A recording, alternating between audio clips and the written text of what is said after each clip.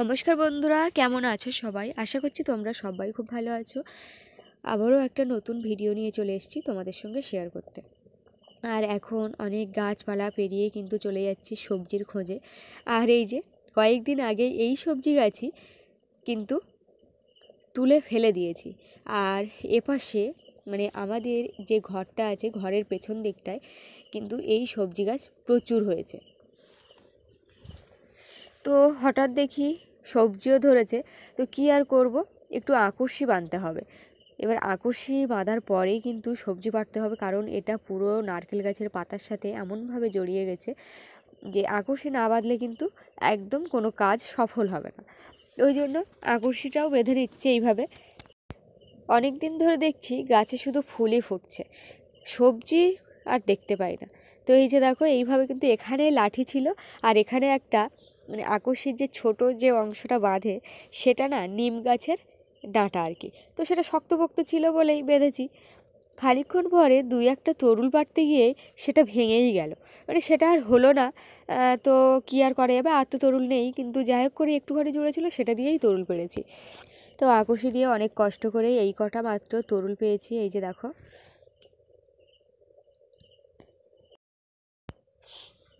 আর এই যে দেখো ত্রিফলের চালে, মানে যে নতুন গোয়ালঘরটা ছিল সেই গোয়ালঘরের চালেও কিন্তু তরুল হয়েছে। মানে এই জায়গাটা ঘরের পেছন দিকটায় পুরোটাই কিন্তু গাছ ভর্তি।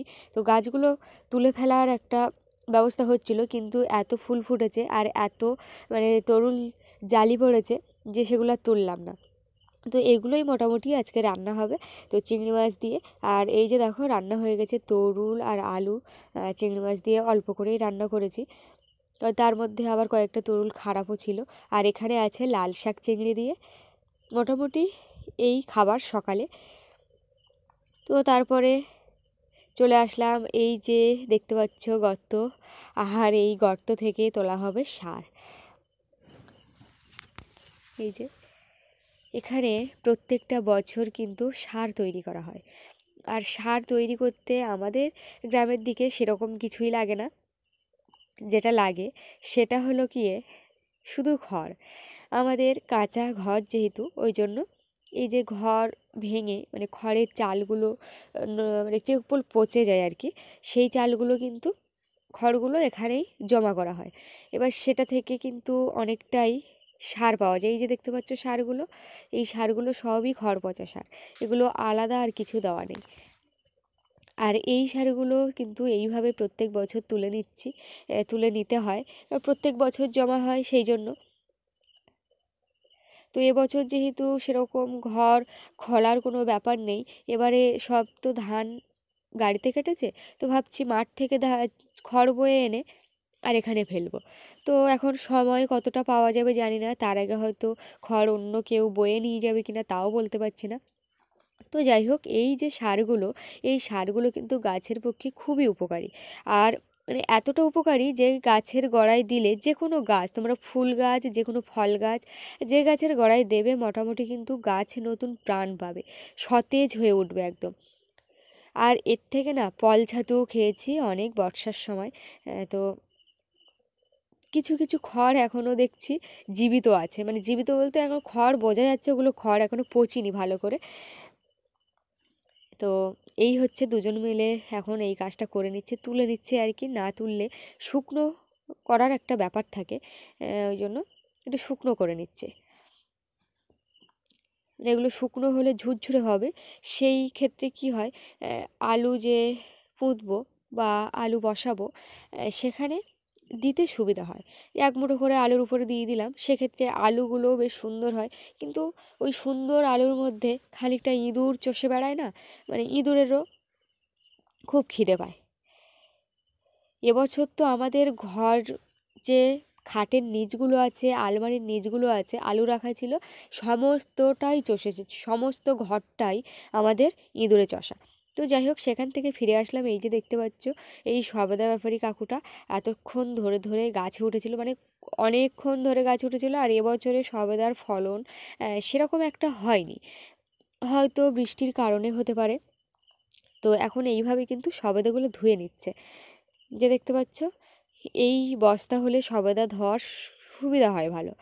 মানে এরকমভাবে নেড়ে চেড়ে, আর যেরকম আমরা বোতলে জল ঝাঁকাই সেইভাবে নেড়ে চেড়ে দিলে সবেদার গায়ে যে একটা গুঁড়ো টাইপের থাকে সেই গুঁড়োগুলো পড়ে যায়, একদম পরিষ্কার হয়ে যায়।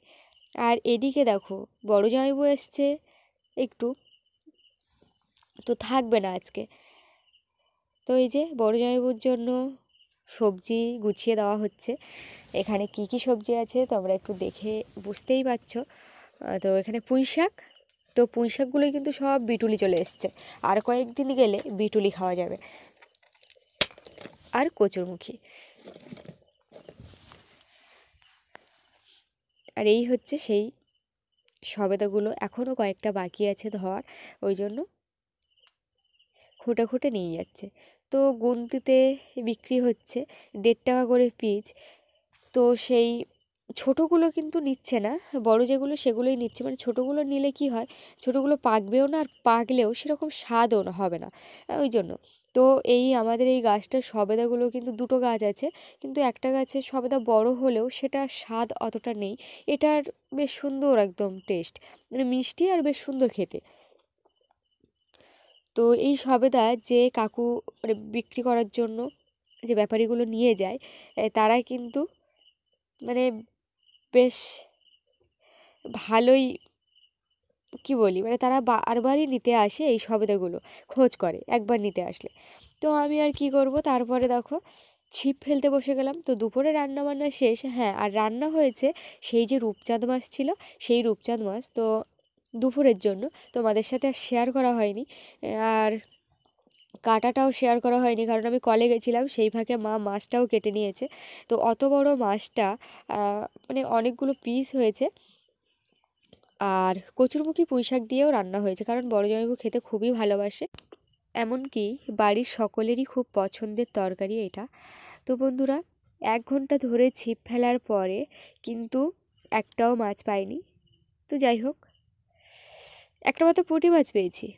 তো কী আর করা যাবে বলো, সেটা ছেড়ে দিতেই বাধ্য হলাম।